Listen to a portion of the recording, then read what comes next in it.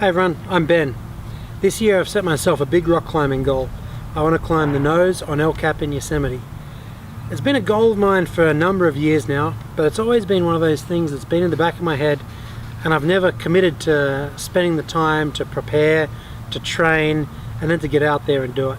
And I was thinking, if I don't set some time, a specific time in the future when I'm going to do it, it'll always just be one of those things in the back of my mind that I'm aiming to do one day. So this year I've set the goal. I'm going out there first week of October. I've got a friend coming over from Australia who's going to climb it with me, and so now, as they say, setting that date is the hardest part. So now all the training should be easy. I guess we'll see about that. I've got to train, and I want to make sure that in addition to the rock climbing training, I'm training my rope management, my logistics side of the skills and everything that I'm going to need on the rock.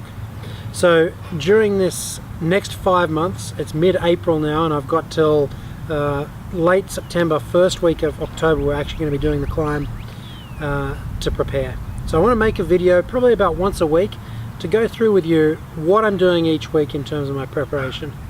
And this is a twofold thing. I want to do it for myself to document the training that I'm doing. That'll keep me honest, making sure I'm doing something every week to advance my goal. But also, hopefully I can motivate somebody else out there who's thinking about doing a big adventure like this and not sure if they can commit the time or the energy to getting the preparation done. So a little bit about me.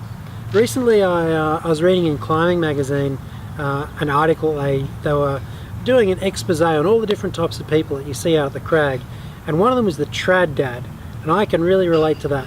They said this is someone that's been climbing for over a decade but has yet to climb something harder than 5'8", and they spend most of their time doing meal prep and gear organisation rather than actually climbing.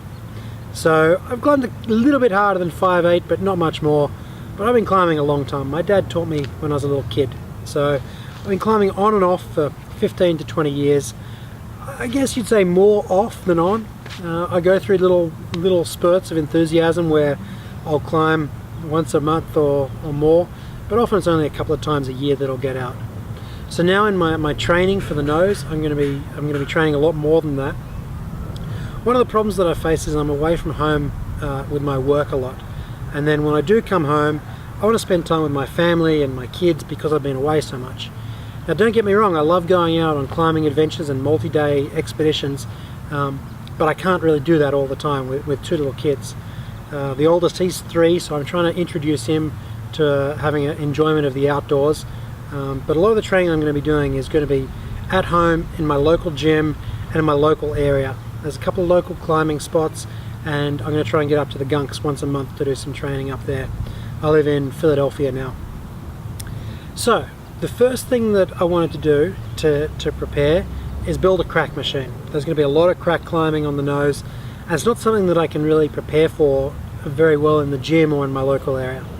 So you'll see behind me, I'm in the process of building this crack machine. It's not quite finished yet. I've finished painting it and assembling all the bits, but I still need to bolt it all together. So it's going to have two components to it. It's got a good fists and a good hands. Now the texture is quite coarse.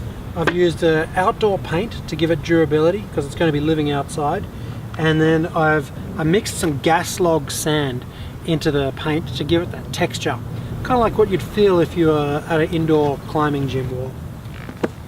So I thought I'll start out with some good, nice, easy widths, and then it's going to be adjustable so that I can modify it as I get better.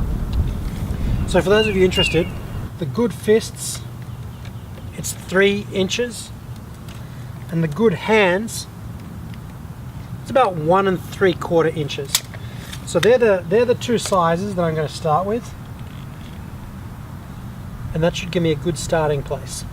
So the goal with this, it's 11 feet long by 9 inches deep, and that's plenty wide enough to get a full hand in there.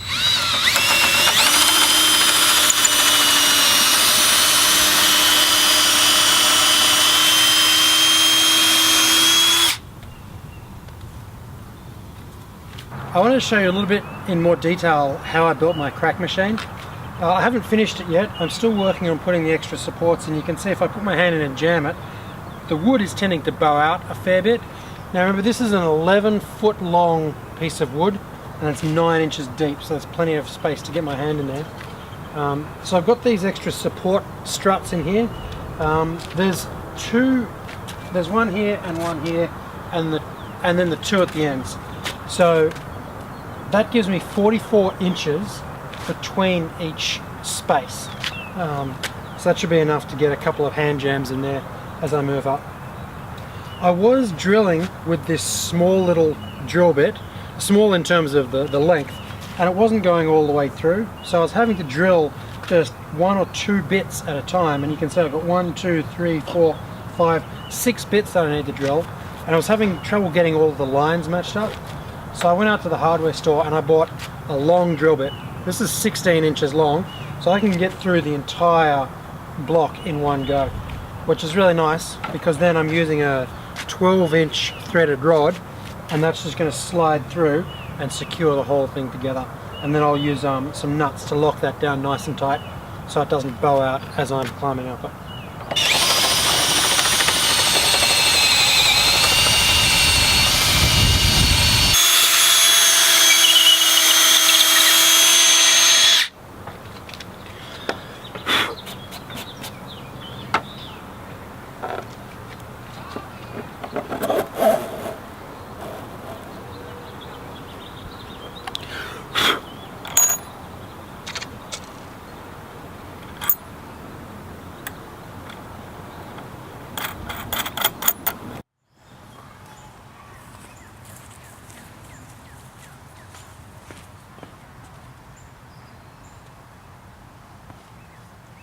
Oscar!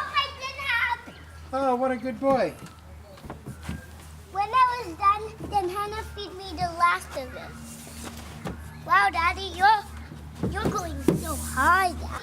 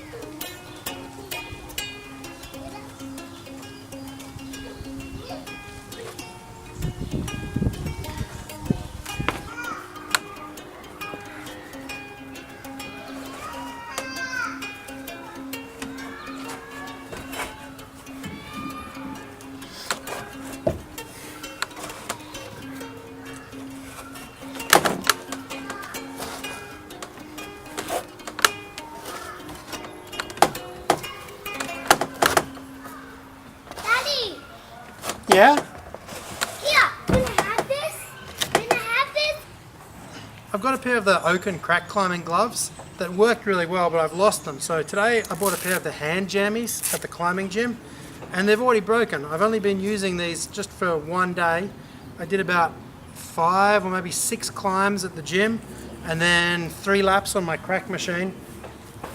And they've torn apart. They're coming apart down here. The start of it was down here at the seam, and it worked all the way up. It's also coming apart from the stitching just here and over here on this side, and then same thing on this hand.